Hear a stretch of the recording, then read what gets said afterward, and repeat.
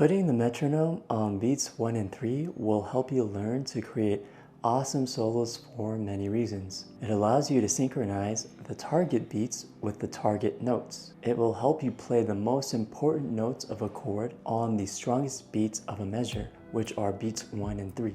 This will help create direction in your solos and help with voice leading. Voice leading is the ability to move smoothly and logically between chords within a progression, aiming for a pleasing and natural sound. But the most important reason why it allows you to create awesome solos is because it lets you feel the music in half time. Half time is feeling the tempo half as fast, even though the tempo hasn't actually changed. When you set the metronome to 1 and 3, you'll feel an interval of 4 beats over 2 measures, not just one. For example, you'll feel a tempo of 120 beats per minute as if it were 60 beats per minute. Instead of playing eighth notes at 120 beats per minute, you're essentially feeling them as 16th notes at 60 beats per minute, like a ballad tempo. As a result, you will feel the tempo half as fast. This helps you feel twice as relaxed, which relieves physical tension in your body and helps you develop your musical ideas much better because you don't feel rushed by the tempo. You'll execute more advanced rhythmic and melodic ideas a lot easier. And it trains you to internalize the feel of swing since you're no longer depending on the metronome for the swing beats, which are 2 and 4. I will demonstrate improvising over a simple blues chord progression on 120 beats per minute in 3 different ways, with the metronome on each quarter note, on beats 2 and 4, and on beats 1 and 3. That way you can understand the difference and see the feeling of halftime in effect. First, I will improvise with the metronome on each quarter note beat.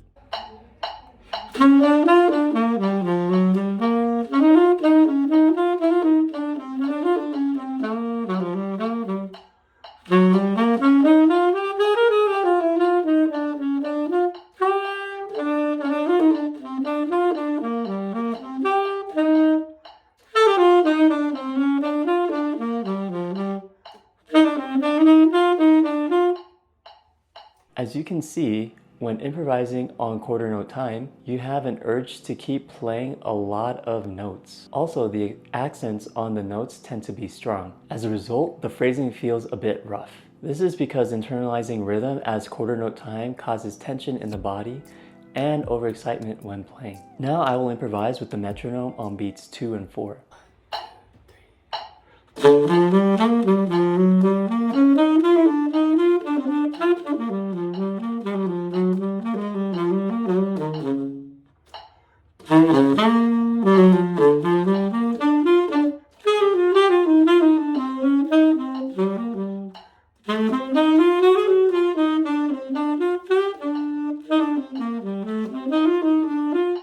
Improvising on beats 2 and 4 sounds better. The phrases sound more connected and executed more smoothly. However, there is still an urge to strongly accent the notes and overplay because beats 2 and 4 are considered electrically charged beats since they're known as the swing beats. Internalizing rhythm this way can cause tension in your body and overexcitement. What you want is relaxation. Now I will improvise with the metronome on beats 1 and 3.